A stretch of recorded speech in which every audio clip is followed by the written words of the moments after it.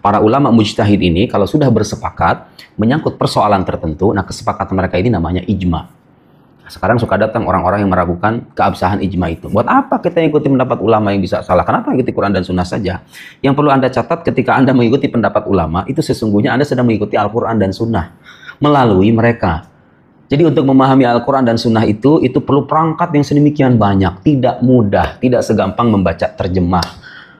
Ketika kita mengikuti pendapat Imam Syafi'i, Imam Ahmad, Imam Malik, Imam Abu Hanifah, Imam Ash'ari, Imam Maturidi, Imam Fulan, itu pada hakikatnya kita sedang mengikuti Al-Quran dan Sunnah melalui pembacaan yang jauh lebih terpercaya ketimbang kita. Yang otaknya pas-pasan, kemampuan bahasa Arabnya lemah, kemudian membaca terjemahan, menyimpulkan, dan berani menyalahkan mereka. Saya kira bentuk kearifan dalam beragama itu kita perlu menghormati pendapat para ahlinya. Nah, mengakui ijma sebagai salah satu sumber hukum Islam itu bagian dari bentuk penghormatan itu.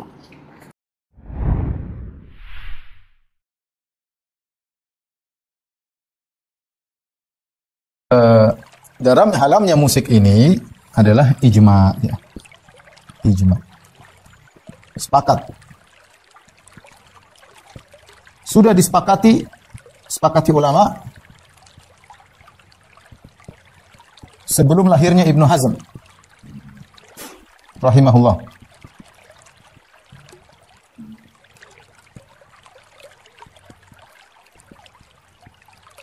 Dan Ibnu Hazm rahimahullah adalah ulama besar dari Maghrib. Bahkan sebagian ulama Syafi'iyah menganggap penyelisihan Ibnu Hazm tidak dianggap dalam banyak hal karena dia banyak menurut mereka menyeleneh, sehingga penyelisihan tidak dianggap. Kalau seandainya belum terjadi ijma, maka pendapat Ibnu Hazm mungkin kita bisa anggap merusak menjadikan ijma tidak akan terjadi. Tapi ijma sudah terjadi sebelum lahirnya Ibnu Hazm, sehingga perkataan Ibnu Hazm ini tidak bisa merusak ijma yang sudah terjadi sebelumnya. Apalagi setelah itu, setelah beliau meninggal juga para ulama ijma. Jadi terjadi ijma sebelum dan sesudahnya. Ya, saya ulangi, terjadi ijma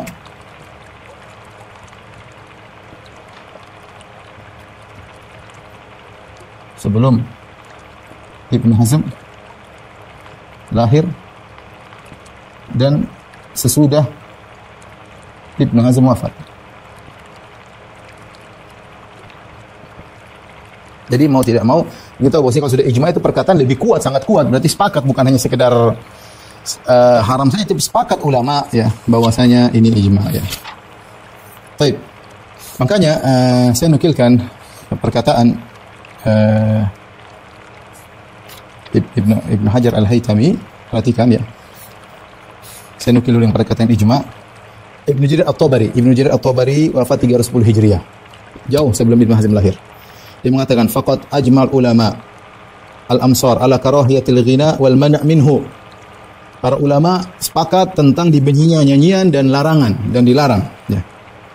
Kemudian Al-Baghawi wafat 516, wattafaqu ala tahrimil mazamir wal malahi wal ma'azif. Bahwasanya para ulama telah sepakat tentang haramnya seluring-seluring, alat-alat musik diharamkan ya. Ibnu Qudamah wafat 540 Hijriyah mengatakan wa amma alatul lahwi katumbur wal mizmar wasyababa fala qat'a fihi annahu alatun lil ma'siyah bil ijma' falam yuqta' bi sariqatihi kal khamr. Kata Ibnu Qudamah Al-Maqdisi, adapun alat-alat yang melalaikan seperti tumbur, yaitu tumbur alat musik, mizmar, seruling, syababa sama. Syababa ini semacam seruling, maka kalau ada yang mencurinya maka tidak perlu dipotong tangan. Kenapa tidak perlu dipotong tangan? Annahu alatun lil ma'siyat bil ijma', karena para ulama sepakat itu alat maksiat. Falam yuqta' bi saraqatihi kal khamr, maka tidak dipotong tangannya orang yang mencurinya seperti mencuri khamr. Ini Hambali tadi, Tabari, kemudian mazhab Syafi'i meriwayatkan ijma', mazhab Hambali meriwayatkan ijma', Al-Qurtubi mazhab Maliki juga meriwayatkan ijma'. Beliau berkata fa amma ma abda'u sufiyah al-yawm min al-idman ala sama'il maghani bil alatil mutribah. Adapun perkara yang diadakan oleh orang sufiyah pada hari ini, yang di mana mereka demen mendengar nyanyian-nyanyian dengan alat-alat musik. Famin qabili ma la yukhtaru fi tahrimihi. Ini termasuk perkara yang tidak diperselisihkan tentang keharamannya. Lakinnan nufus syahwaniyah wal agrad syaitaniyah qad ghalabat ala katsir mimman yunsabu ila al-khair wa syuhira bi dzikrihi hatta ammu an tahrimi dzalika wa an fuhshihi. Ya, akan tapi banyak jiwa-jiwa yang syahwat dan tujuan-tujuan syaitan yang telah mendominasi banyak orang yang mereka sebenarnya orang-orang baik ya. Kemudian terkenal ya, dikenal dengan kebaikan mereka sehingga akhirnya mereka dijadikan buta, tidak bisa melihat haramnya hal ini dan buruknya hal ini. Jadi ulama dari mazhab dan ini banyak nukil ijma saya sebut tadi di Abu Abbas Al-Qurtubi, kemudian Ibnu Salah, An-Nawawi, Ibnu Taimiyah, Ibnu Rajab. Terakhir saya sebutkan perkataan Ibnu Hajar Al-Haytami. Beliau berkata, perhatikan, wal autar wal ma'azif katumbur wal udi was sanj, aidil autari wal rabab wal janj wal kamanjah was sintir wad dirij. Ini alat musik disebut ini, ada mungkin ada gitar, mungkin ada kecapi, ada dawai, ada seruling, ya, ada janj, apa itu? Janj itu apa sih? Saya lihat tadi di kamus.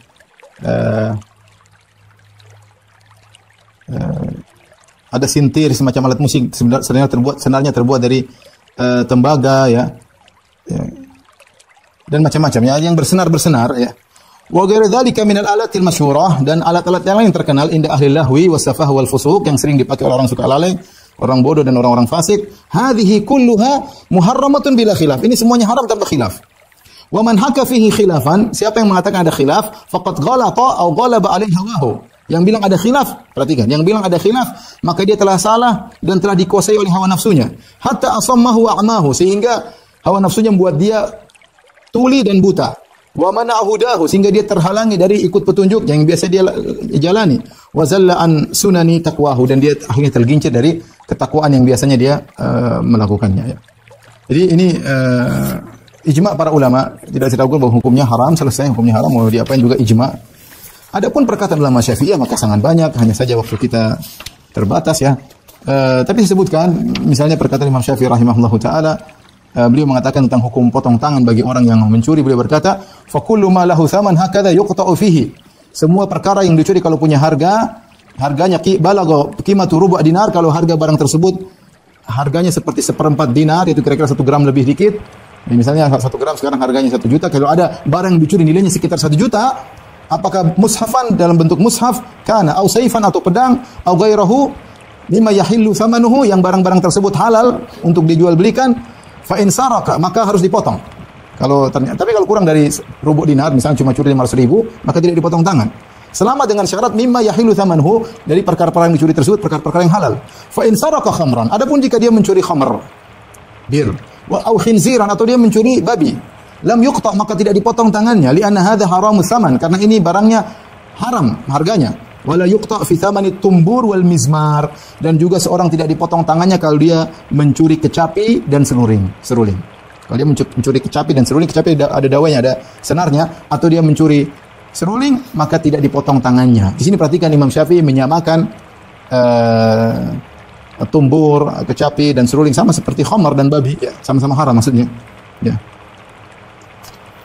Kemudian beliau berkata, walau kasara lahu tumburan aw mizmaran aw kabaran wa illam yakun, kemudian beliau berkata, wa illam yakun yasluhu illa lil malahi fala syai' alayhi, wa hakadha law kasaraha nasraniyun li muslim aw nasraniyun aw yahudiyun aw musta'man aw kasaraha muslim li wahidin min haula'i abtala dzalika kullu.